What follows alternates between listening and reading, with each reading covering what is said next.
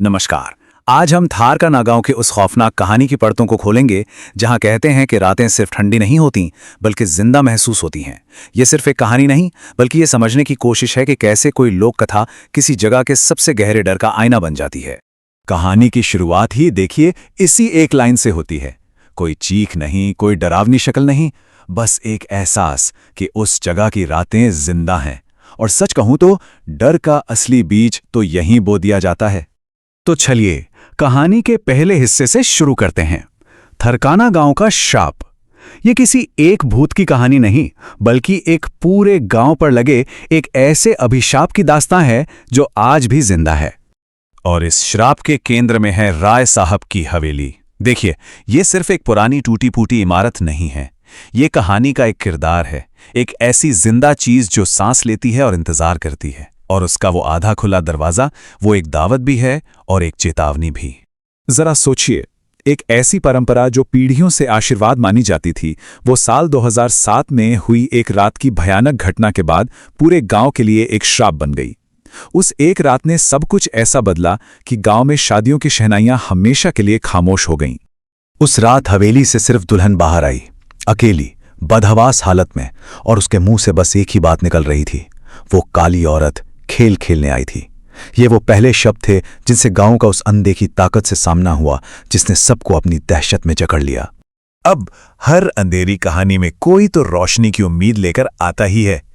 थरकाना गांव की कहानी में वो किरदार है सिया, एक बाहरी इंसान जो उन सवालों के जवाब ढूंढने आई है जिन्हें पूछने की हिम्मत अब गांव में किसी की नहीं होती। तो साल 2023 में दिल्ली से एक रिसर्च स्कॉलर सिया इस गांव में आती है। वो यहाँ की लोक कथाओं पर रिसर्च करने आई है। उसके हाथ में कैमरा और रिकॉर्डर सिर्फ रिसर्च के टूल नहीं है, ये उसकी जिद है उस सच को बाहर निकालने की जिसे गांव वाले भुलाना चाहते हैं। गांव की एक बुजुर्ग की ये चेतावनी सिर्फ एक डराने वाली बात नहीं है, ये एक भविष्यवाणी है कि इस जगह का सच जानना कितना जानलेवा हो सकता है। तो अब सिया के साथ हम भी उस आधे खुले दरवाजे के अंदर कदम रखने वाले हैं, हवेली के अंदर का सच। अब कहानी सिर्फ सुनने की नहीं बल्कि महसूस करने की है। डर की पहली आहट बहुत धीमी है, कोई चिल्लाहट नहीं, कोई परछाई नहीं, बस धूल भरी खामोशी में एक खाली झूला जो अपने आप हिल रहा है, जैसे कोई धीरे से कह रहा हो, तुम यहां अकेली नहीं हो। और फिर ये दीवार पर खून जैसे रंग से लिखा एक पैगाम। इससे एक बात साफ हो जाती है, ये कोई भटकी हुई आत्मा नहीं है, ये एक ऐसी ताकत है जो सब जानती है और उसने अपना अगला खिलाड़ी चुन लिया है। अब डर सिर्फ महसूस होने वाली चीज नहीं रहा, उसके सबूत मिलने लगे हैं। सूखे फर्श पर गीले पैरों के निशान, जैसे कोई अभी अभी सिया के पास से गुजरा हो। खतरा अब दूर नहीं बल्कि बिल्कुल बगल में है। और फिर मिलता है सबसे बड़ा और सबसे खौफनाक सबूत, सिया के रिकॉर्डर में कैद हुई एक आवाज, एक फुसफुसाहट जो कहती है, चल फिर तेरे साथ भी खेलते हैं। ये आवाज कंफर्म करती है कि वो ताकत एक खेल खेलना चाहती है। पर सवाल ये है कि आखिर ये खेल है क्या? हर खौफ के पीछे एक कहानी होती है और हर श्राप के पीछे एक वजह। तो अब सवाल ये नहीं है कि क्या हो रहा है, सवाल ये है कि आखिर ये सब हो क्यों रहा है। चलिए अब हवेली की दीवारों में दफन उस राज को जानते हैं। और ये राज खोलता है जगन्नाथ, हवेली का एक पुराना नौकर जो सालों से अपने सीने में एक बोझ दबाए हुए था।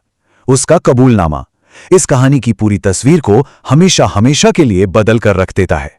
तो एक तरफ थी गांव में फैली अफवाह, एक काली औरत की जो खेल खेलती है, और दूसरी तरफ था खौफनाक सच, मोहिनी, एक शक्तिशाली तांत्रिक जिसे राय साहब ने धोखा देकर हवेली के तहखाने में जिंदा जला दिया था। अब उस आत्मा का एक नाम था और एक मकसद भी, बदला। जगन्नाथ की कही ये बात इस कहानी का दिल है। मतलब मोहिनी की मौत उसका अंत नहीं थी बल्कि एक भयानक शुरुआत ही। उसकी आत्मा आग में खत्म नहीं हुई बल्कि वो उस हवेली की ईंट ईंट में समा गई।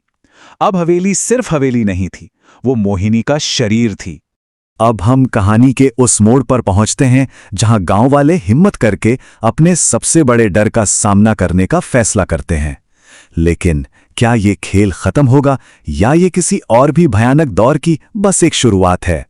गांव वाले सालों की चुप्पी तोड़ते हैं।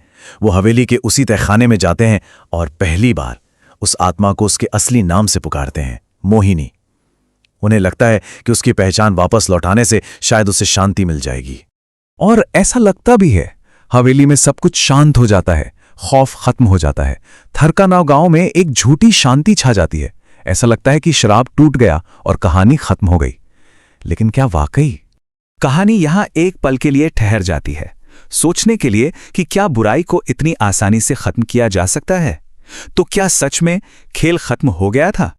और यहीं आता है कहानी का सबसे बड़ा और खौफनाक मोड़। सिया गांव से लौट तो आई थी, पर वो अब सिया नहीं थी। श्राप खत्म नहीं हुआ था, उसने बस एक नया ठिकाना ढूंढ लिया था। सिया की ये आखिरी लाइन सब कुछ बदल देती है। वो कहती है, नहीं, मैं वो हूं जो मोहिनी को समझ गई। अब मैं खेल हूं। खेल खत्म नहीं हुआ था, वो तो बस एक नए खिलाड़ी का इंतजार कर रहा था। और हवेली की दीवारों से आजाद होकर अब ये खेल दुनिया में कहीं भी खेला जा सकता है। असली खेल तो अब शुरू हुआ है।